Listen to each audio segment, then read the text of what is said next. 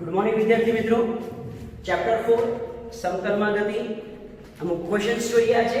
C, એક હોડી નદીના પાણીમાં 8 કિલોમીટર પર અવરના ઝડપથી ગતિ કરી શકે છે. હોડીને 4 કિલોમીટર પર કલાકના વેગથી વહેતી નદીના એક કાંઠેથી લંબ દિશામાં આવેલા બીજા કાંઠાના સ્થાને જવું હોય તો હોડીને કઈ દિશામાં હંકારવી જોઈએ? બીજું, જો નદી 600 મીટર પહોળી હોય તો આ નદી પાર કરતા હોડીને કેટલો સમય લાગશે? પહેલામાં બે ડેટા આપ્યો છે ને, એ તૈયાર કરી લેજો. એક હોડી નદીના પાણીમાં 8 કિલોમીટર પર અવરની ઝડપથી 8 કિલોમીટર પર અવર કોની ઝડપ છે? હોડીની. હોડી શામાં ગતિ કરે છે? નદીમાં. તો કઈ રીતે લખાશે?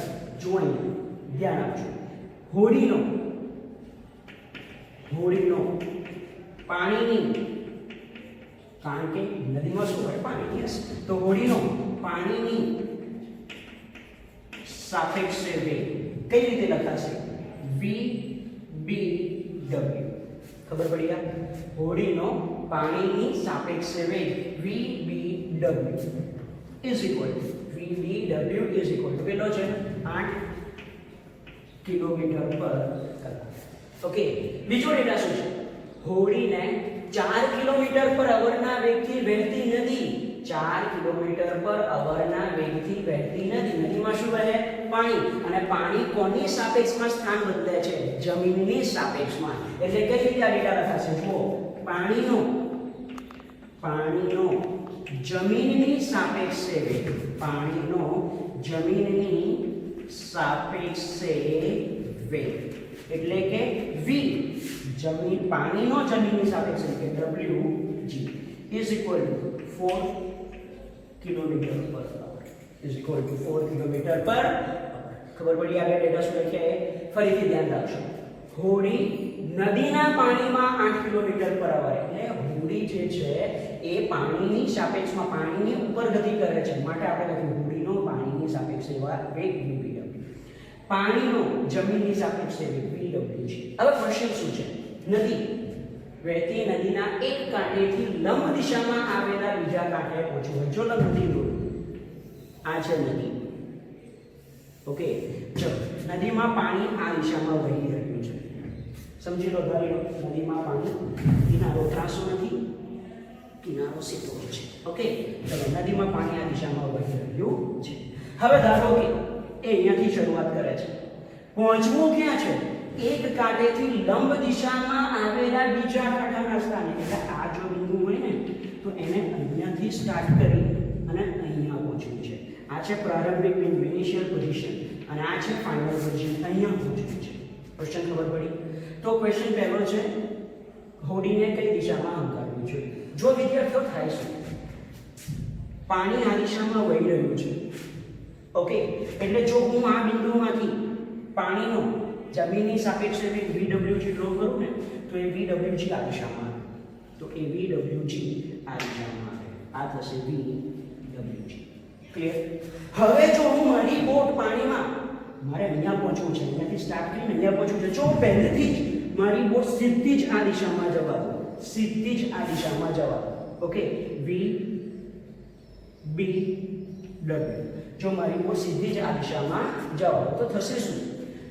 પાણી આ દિશામાં વહી રહ્યું છે, બોટ આ દિશામાં વહી રહ્યું છે, તો પરિણામી બોટનો વેગ શું થશે ખબર? તમને ખબર છે, સમાંતર બાજુ ચતુષ્કોણ પૂરો કરો તો પરિણામી વેગ કઈ દિશામાં હશે?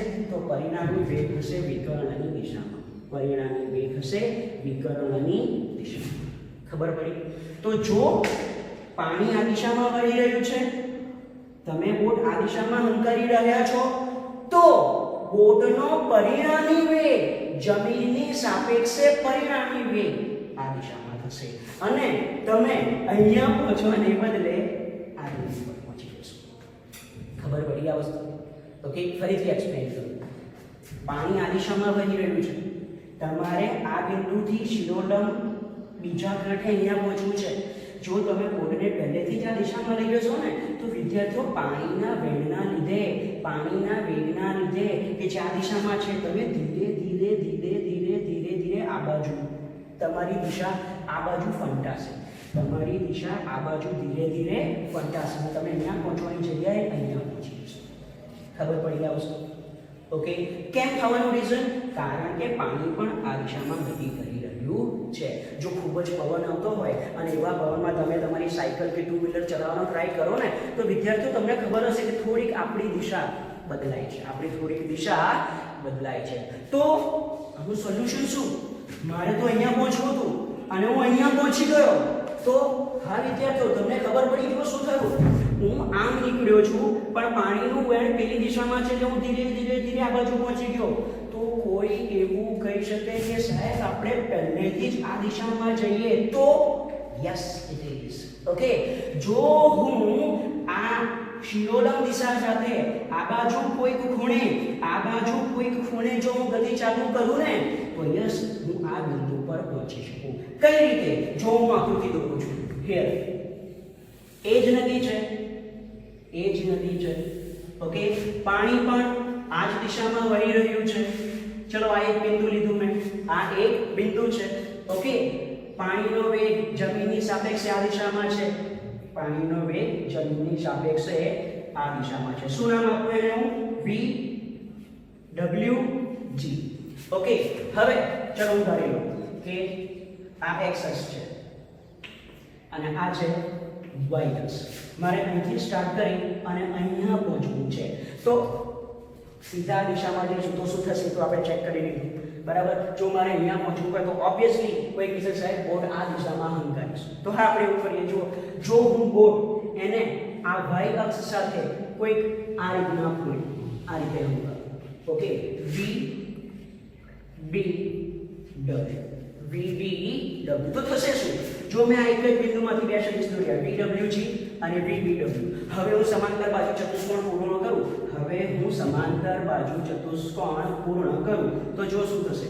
સમાંતર બાજુ ચતુષ્કોણ. ઓકે. તો આ બંનેનો પરિણામી આ દિશામાં રહેશે. જેને કહેવાશે VBG. કેમ VBG નામ આપ્યું? આ બિંદુ ક્યાં છે? જમીન પર. આ બિંદુ ક્યાં છે? જમીન પર. બોટે અહીંથી અહીંયા જવું છે એટલે આ જે વેગ છે ને એને મેં નામ આપ્યું છે VBG, બોટનો જમીનની સાપેક્ષે વેગ. કારણ કે આપણે જમીન પરના એક બિંદુથી બીજા બિંદુએ કાંઠાના એક છેડેથી બીજા કાંઠે જવું છે ને. કાંઠો એટલે કે જમીન. તો બોટનો જમીનની સાપેક્ષે વેગ શોધવો પડે. આ વસ્તુ ખબર પડી? તો હા, બહુ જ સરળ થઈ ગયું. હવે જુઓ, પાણી આ દિશામાં વહી રહ્યું છે. જો હું બોટને આ દિશામાં હંકારું તો પાણીનું વહેણ આ દિશામાં છે અને ધીરે ધીરે બોટ આ દિશામાં આવતી જશે અને અહીંયા શિરોલંબ બિંદુ પર પહોંચી જશે. ખબર પડી યાર? ક્લિયર? તમે જો કોઈ ચોમાસામાં કંઈક પાણી વહેતું હોય, ઓકે, અને એમાં તમે જે પેલી નાનકડી કાગળની બોટ આવે છે બનાવીને મૂકો તો દેખાશે કે તમારી બોટ આમ સીધી નહીં જાય, પાણીના વહેણની તરફ જશે. ક્લિયર આ વાત? ઓકે. હવે શું કરીએ? ધારી લઉં છું આ ખૂણો છે થીટા, આ x અક્ષ છે અને આ y છે. તો આપણો જવાબ શું છે? ખબર? ધારો કે થોડીને y અક્ષ સાથે, y અક્ષ એટલે કે શિરોલંબ સાથે થીટા કોણે હંકારવામાં આવે છે. તો જ એ અહીંયાથી સ્ટાર્ટ કરીને અહીંયા પહોંચી શકશે. ઓકે. તો ચલો આપણે થીટા શોધવાનું છે. કઈ રીતે શોધીશું? પહેલામાં પહેલું તો આ ત્રણ જે વેગ છે ને એમના વચ્ચેનો સંબંધ શું થાય? હા વિદ્યાર્થીઓ, જો ખબર છે VWG આ દિશામાં, VBW આ દિશામાં અને આ VBG આ દિશામાં. સબાચલો યુઝ કરો. આ બંને સદિશોનો આ પરિણામી છે. તો કઈ રીતે લખાશે? Okay. VBG is equal to VBW plus VWG. આ બે વેગનો આ શું છે? પરિણામી વેગ. ક્લિયર? ખબર પડી? ઓકે. જો પાણી સ્થિર હોત ને તો સીધી બોટ હંકાર હતો અહીંયા જતી રહે. પાણી સ્થિર નથી, નદી છે, વહે છે. ઓકે. સો યસ, ધારો કે હોડીને y અક્ષ સાથે થીટા કોણે હંકારવામાં આવે છે. VBG is equal to VBW plus VWG. હવે શું કરીએ? મારે તો આ કોણ થીટા શોધવાનો છે. હું આ જે સૂત્ર છે ને એનો x ઘટક લઉં. ચલો x ઘટક લેતા. ચલો x ઘટક કેમનો લેવાનો? જો સરળ છે, કશું નવું નથી. VBG ક્યાં છે? VBG અહીંયા VBG. આ VBG x અક્ષ સાથે કેટલો ખૂણો બનાવે છે? 90, કારણ કે આ x અક્ષ છે, આ y અક્ષ છે. તો x ઘટક કેમનો શોધવાનો? VBG નો x ઘટક એટલે VBG cos 90. ખબર પડી? a સદિશ a એનો x ઘટક કેટલો? ax a cos theta. a cos theta એક વસ્તુ છે. તો VBG, જો VBG x અક્ષ સાથે કેટલો ખૂણો બનાવે છે? 90. તો VBG cos 90 is equal to VBW. આયા VBW. ચલો VBW આ x અક્ષ સાથે કેટલો ખૂણો બનાવે છે? આયા આટલો આખો theta plus 90. ફરીથી જુઓ, VBW આ x અક્ષ સાથે કેટલો ખૂણો બનાવે છે? 90 plus theta. yes this VBW cos 90 plus theta plus VWG. આયા VWG કોની દિશામાં છે? જો VWG x અક્ષની દિશામાં. તો એ કેટલો ખૂણો બનાવશે? 0. તો કઈ રીતે લખું? VWG cos 0. ખબર પડી વિદ્યાર્થીઓ કેમનું સૂત્ર લખ્યું? VBG એનો x ઘટક, VBW એનો x ઘટક, VWG એનો x. ક્લિયર આ વસ્તુ? હા, હવે આપણે કિંમતો મૂકીએ. ચલો VBG નથી ખબર, VBG કેટલા છે? ઓકે, તો VBG as it is લખીએ. VBG cos 90 એની કિંમત તમને ખબર છે શું? is equal to VBW. ચલો VBW ની કિંમત મેં લખેલી છે. VBW ની કિંમત છે 8. હવે અહીંયા જો આ સ્ટેપ cos 90 plus theta. યાદ કરો, cos 90 plus theta. cos 90 plus theta means minus sin theta. Clear? Plus VWG. VWG એટલે કેટલા છે? VWG 4 અને cos 0 ની કિંમત તમને ખબર છે વિદ્યાર્થીઓ 1. ખબર પડી? તો આ 0 થઈ ગયા is equal to minus 8 sin theta plus 4. minus 8 sin theta plus 4. તો 8 sin theta is equal to 4. तो sin theta is equal to 4 by 8 is equal to 1 by 8. तो theta ની કિંમત કેટલી આવશે? 30 ડિગ્રી. theta ની કિંમત કેટલી આવશે? 30 ડિગ્રી. તો આ થયો પહેલો જવાબ કે જો તમારે બોટને એક કાંટેથી લંબ દિશામાં બીજા કાંટાના સ્થાને પહોંચવું હોય તો આ જે શિરોલંબ છે જેને આપણે y ધરી છે એની સાથે કેટલા ખૂણે તમારે બોટ હંકારવી પડે? 30 ડિગ્રીના ખૂણે તમારે બોટ હંકારવી પડે. તો જ બોટ અહીંયા આ બિંદુ પર આવશે, તો આગળના કોઈ બિંદુ પર જતી રહેશે. ખબર પડી આ વસ્તુ? તો આ પહેલો ક્વેશ્ચન છે. બીજો ક્વેશ્ચન શું છે? જો નદીની પહોળાઈ 600 મીટર હોય તો અહીંયાથી અહીંયા પહોંચવા માટે લાગતો સમય કેટલો? ચલો આ 600 મીટર કોની વચ્ચેનું અંતર છે? બે કાંઠા વચ્ચેનું અંતર છે. હા કે ના? બે કાંઠા વચ્ચેનું અંતર 600 મીટર. અહીંયાથી અહીંયા પહોંચવા માટે કાંઠાની સાપેક્ષે એટલે કે જમીનની સાપેક્ષે વેગ કેટલો છે? VBG. જમીનની સાપેક્ષે વેગ કયો છે? VBG. સમય શોધવાનો છે એટલે આપણે સૂત્ર કયું વાપરીશું? ઝડપ બરાબર અંતર ભાગ્યા સમય. માટે સમય બરાબર અંતર ભાગ્યા ઝડપ. પણ ઝડપ કી લેવાની? આ તો કોની છે? પાણીની ઝડપ. આપણે તો બોટને અહીંયાથી અહીંયા પહોંચાડી છે ને, અહીંયાથી અહીંયા એટલે કે બોટને જમીનના એક કિનારાથી બીજા કિનારે, એટલે આપણે આ 600 મીટરનું અંતર બોટે કઈથી કાપ્યું છે? એક કાંઠેથી બીજા કાંઠે, એટલે VBG આપણે એની ઝડપ કન્સિડર કરવી પડે. ખબર પડી આ વસ્તુ? ઓકે, તો હા, કેમનું શોધીશું? VBG તો મને ખબર નથી, તો VBG શોધવા શું કરીએ? આ સૂત્રનો આપણે y ઘટક લઈએ. ચલો y ઘટક લેતા. ચલો y ઘટક લઈએ. જો શું કરવાનું? બહુ સરળ છે. તમે x ઘટક તો ઓલરેડી લીધો છે ને, તમને ખબર છે વિદ્યાર્થીઓ cos ની જગ્યાએ શું કરવાના? sin. જો તમારે બહુ ના વિચારવું હોય તો cos ની જગ્યાએ તમારે સીધા શું કરી દેવાના છે? sin. તો જો હું શું લખું છું? y ઘટક લેતા VBG cos 90 એની જગ્યાએ શું લખું? VBG sin 90. VBG sin 90 is equal to VBW cos 90 plus theta. VBW sin 90 plus theta. Yes or no? Yes, it is. Plus VWG sin 0. ખબર પડી? હવે કિંમતો મૂકી દઈએ. ચલો VBG આપણે શોધવાના છે, તો VBG sin 90 ની કિંમત 1 થશે. યસ, તમને ખબર છે. VBW એની કિંમત છે 8. sin 90 plus theta એટલે cos theta plus sin 0 કેટલા થઈ જશે? 0. ખબર પડી ગયા? Okay, so VBG is equal to a cos theta ની કિંમત છે 30, તો cos 30 is equal to 8 into cos 30 ની વેલ્યુ છે 0.8660.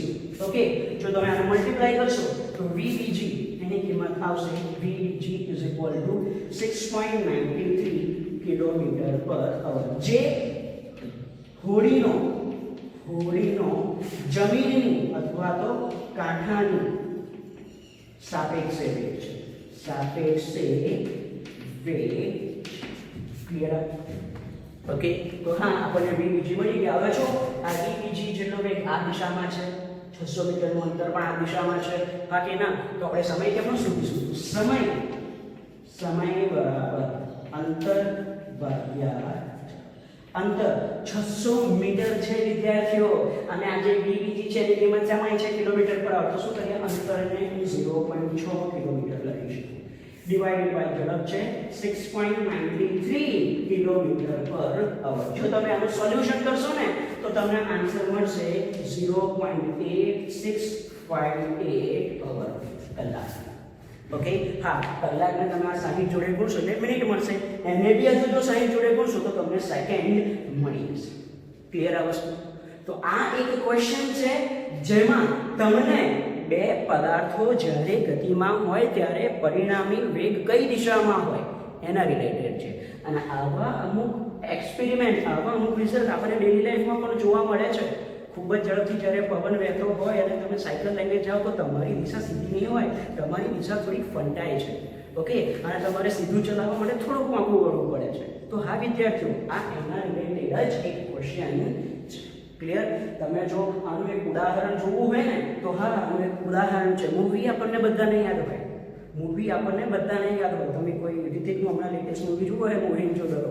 ઓકે, તો એમાં લાસ્ટમાં એક સીન આવે છે કે એ લોકો આખી રિવર ક્રોસ કરવા માટે બ્રિજ નહીં હોતો તો બ્રિજ બનાવે છે. તો જો તમે લોકોએ જોવું હોય ને કે એને બ્રિજ કેમનો બનાવ્યો તો તમને આ કન્સેપ્ટ ખબર બી પડશે. એણે શું કર્યું? આ રીતની એક રિવર છે. ઓકે, અહીંયાથી એણે પાણી આ દિશામાં વહી રહ્યું છે, બધી બોટ એણે આ દિશામાં રાખી. ઓકે, અને પછી આ છેડો છોડી મૂક્યો. એટલે આ છેડો છોડ્યો ને એટલે શું થયું ખબર? પાણીનું વેગ પેલી દિશામાં છે ને એટલે ધીરે ધીરે અહીંથી હોડી બધી છૂટી થઈ એટલે ધીરે ધીરે એ આ દિશામાં આવી, અને પછી જેવું આ દિશામાં આવી અહીંયાથી આને પોઈન્ટ ફિટ કરી દીધો. તો આ રીતનો પછી આખું એ બ્રિજ બનાવે છે. તો હા, અહીંયા પણ એવું થાય છે, જો બોટને હું સીધો જ આ દિશામાં હંકારીશ ને તો પાણીના વેગના લીધે આ દિશામાં જતું રહેશે. એક્ઝેક્ટ આ બિંદુ પર પહોંચવા મારે કોઈ ખૂણે એને મોકલવી. ક્લિયર? તો હા, અમુક ઉદાહરણો છે એવા જે આપણે ડેલી લાઈફમાં પણ જોઈએ છીએ, જેના સાથે આ બધી વસ્તુઓ સુસંગત હોય છે. બીજો એક ક્વેશ્ચન જોઈએ વિદ્યાર્થીઓ. જો બે પદાર્થને સમાન વેગથી સમક્ષિતિજ સાથે જુદા જુદા કોણે પ્રક્ષેપ કરવામાં આવતા તેમની અવધિ સમાન મળે છે, તો સાબિત કરો કે T1 T2 2r/g છે, જ્યાં T1 અને T2 એ ઉડ્ડયન સમય છે. ચલો ક્વેશ્ચન સમજીએ. શું કીધું છે?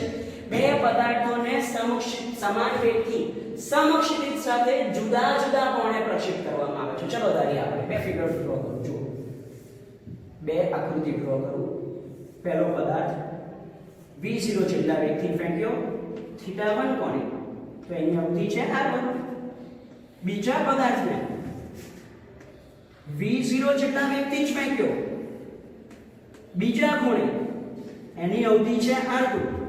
બેટા વાંચો, બે પદાર્થને સમાન વેગથી સમક્ષિતિજ સાથે જુદા જુદા કોણે પ્રક્ષેપ કરવામાં આવતા તેમની અવધિ સમાન મળે છે. એટલે શું લખી શકાય? અવધિ સમાન મળે છે, એનો મતલબ r1 = r2. હા કે ના? r = લખી શકું r. હવે વિદ્યાર્થીઓ યાદ કરો, આપણે એક ગેલેલિયોનો નિયમ ભણ્યા હતા આ ચેપ્ટરમાં કે જ્યારે બે પદાર્થોની અવધિ સમાન હોય ને ત્યારે બંનેના પ્રક્ષેપ્ત કોણનો સરવાળો θ1 + θ2 = કેટલો થઈ જાય? 90. તો આ રિઝલ્ટ તમારે યાદ રાખવાનું છે કે જો આ પદાર્થને θ1 કોણે પ્રક્ષેપ કરવામાં આવે, આ પદાર્થને θ2 કોણે પ્રક્ષેપ કરવામાં આવે, બંનેની અવધિ સમાન હોય તો બંનેનો ખૂણાનો સરવાળો 90 ડિગ્રી થાય. આ કન્સેપ્ટ તમારે યુઝ કરવાનો છે. ક્લિયર? ઓકે, આગળ વધીએ. સાબિત કરવાનું છે T1 T2 = 2r/g. T1 અને T2 ઉડ્ડયન સમય. તો ચલો હું પહેલા માટે ઉડ્ડયન સમય શોધું. અને બીજા માટે ઉડાન સમય સૂત્ર. જો અહીંયા શું કરું છું, પહેલા માટે અને આ સાઈડ બીજા માટે. પહેલા માટે તમે આ આકૃતિની નીચે લખજો તો ઈઝી રહેશે. T1 is equal to ઉડાન સમયનું સૂત્ર શું છે યાદ છે? ઉડાન સમયનું સૂત્ર TF is equal to 2v0 sin θ0 upon g. Yes, આ ઉડાન સમયનું સૂત્ર છે વિદ્યાર્થીઓ. સૂત્રો બધા યાદ રાખવા પડશે. તો T1 is equal to શું કરું, 2v0 sin θ1 upon g. Simple. જો v0 કે ખૂણો θ1 સિમ્પલ. બીજા માટે શું થશે, T2 2v0 sin θ2 upon g. કોઈ કહેશે સાહેબ આ બહુ જ સરળ છે. હા, બહુ સરળ છે. હવે આગળ શું કરું છું, જો હું T2 માં થોડાક ચેન્જ કરું છું. T2 માં થોડાક ચેન્જ. અહીંયા જો θ1 + θ2 બરાબર 90. તો θ2 is equal to શું લખાશે, 90 minus θ1. θ2 બરાબર શું લખાશે, 90 minus θ1. તો જો અહીંયા θ2 ની જગ્યાએ હું 90 minus θ1 લખું છું વિદ્યાર્થીઓ. 2v0 sin 90 minus θ1 upon g. Yes, તમને યાદ છે બેઝિક મેથ્સ નો lecture, sin 90 minus θ cos θ. sin 90 minus θ cos θ. તો it is 2v0 cos θ1 upon g. તો મેં એમાં આ ચેન્જ કર્યા છે. આને એસી જગ્યાએ રાખું છું. આટલી વસ્તુ ખબર પડી? ક્લિયર? હવે આપણે શું કરીએ ખબર, સાબિત કરવાનો ક્વેશ્ચન છે. ત્યાં તો તમને મેથડ ખબર છે સાબિત કરવા વાળા ક્વેશ્ચનમાં. લેફ્ટ હેન્ડ સાઈડ થી સાબિત ચાલુ કરવાનું, રાઈટ હેન્ડ સાઈડ આવી જશે. તો ચલો આપણે સ્ટાર્ટ કરીએ લેફ્ટ હેન્ડ સાઈડ થી. LHS is equal to T1 T2 is equal to T1 T2. જો ધ્યાન આપો, T1 સૂત્ર લખી નાખો આખું એનું, 2v0 sin θ1 upon g. T2 એનું પણ સૂત્ર લખી નાખો, 2v0 cos θ1 upon g. Clear?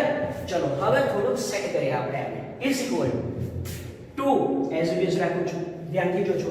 v0 v0 square, બીજા 2 sin θ1 cos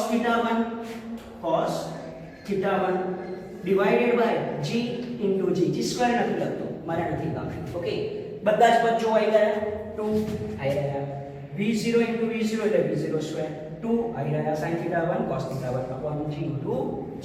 ક્લિયર? આટલી વસ્તુ ખબર પડી. હવે હું શું કરું છું, is equal to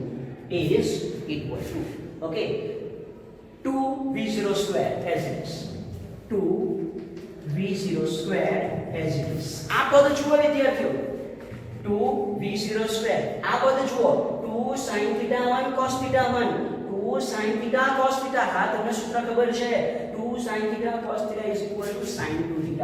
તો અહીંયા આની જગ્યાએ શું લખીએ, 2 sin 2θ1 divided by g into g. આટલી ખબર પડી? હવે કોઈને ક્વેશ્ચન થશે સર આ T1 T2 પરથી r કેમ ના આવશે? r એટલે શું? અવધિ.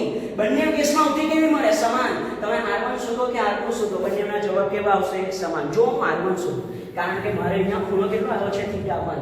ચલો આ આકૃતિ પરથી જો મારે r1 લખવા હોય તો કઈ રીતે લખાશે? r1 is equal to પ્રારંભિક વેગ કેટલો છે, v0 square sin 2θ1 upon g. સૂત્રમાં ખબર પડી? આવી રહ્યો કેટલો વેગ છે, v0, ખૂણો કેટલો છે, θ1, r1 is equal to r2 is equal to r, v0 square sin 2θ1 upon g. તો પેલા પદમાં જ્યાં v0 square sin 2θ1 upon g છે ને, એની જગ્યાએ હું શું લખી શકું, r1 અથવા તો r2, અને બંને સમાન છે માટે r લખી શકું. તો અહીંયા શું લખું છું હવે, v0 square sin 2θ1 upon g. આટલા પદની જગ્યાએ હું શું લખી શકું, એટલા પદની જગ્યાએ હું લખી શકું r. so it is 2r upon g and is equal to RHS. તો આ થયો એક સાબિત કરવા વાળો ક્વેશ્ચન કે જો કોઈ બે પદાર્થોને સમાન વ્યક્તિ સમસ્થિતિ સાથે જુદા જુદા કોણે નાખવામાં આવે અને અવધિ સમાન હોય તો T1 T2 is equal to 2r upon g. વિદ્યાર્થીઓ આ રિઝલ્ટ યાદ રાખજો. જ્યારે પણ આવા સાબિત કરવા વાળા ક્વેશ્ચન્સ આવે તો આ બધા જ ક્વેશ્ચન્સ તમારે યાદ રાખવાના, કારણ કે આના પરથી કોઈક વખતે કોઈ ક્વેશ્ચન નાનો બને અથવા તો MCQ માં પણ સીધું પૂછી શકાય. ચેપ્ટર 3 માં પણ આપણે અમુક આવા ક્વેશ્ચન્સ જોયા હતા કે જેમાં તમારે રિઝલ્ટ યાદ રાખો ને તો તમારા ક્વેશ્ચનની લેન્થ ઓછી થઈ જાય, તમારા એમસીક્યુ બહુ જ નાના બની જાય. એટલે જ્યારે જ્યારે આવે સાબિત કરવા વાળા ક્વેશ્ચન્સ આવે એના રિઝલ્ટ તમારે ખાસ યાદ રાખવાના છે.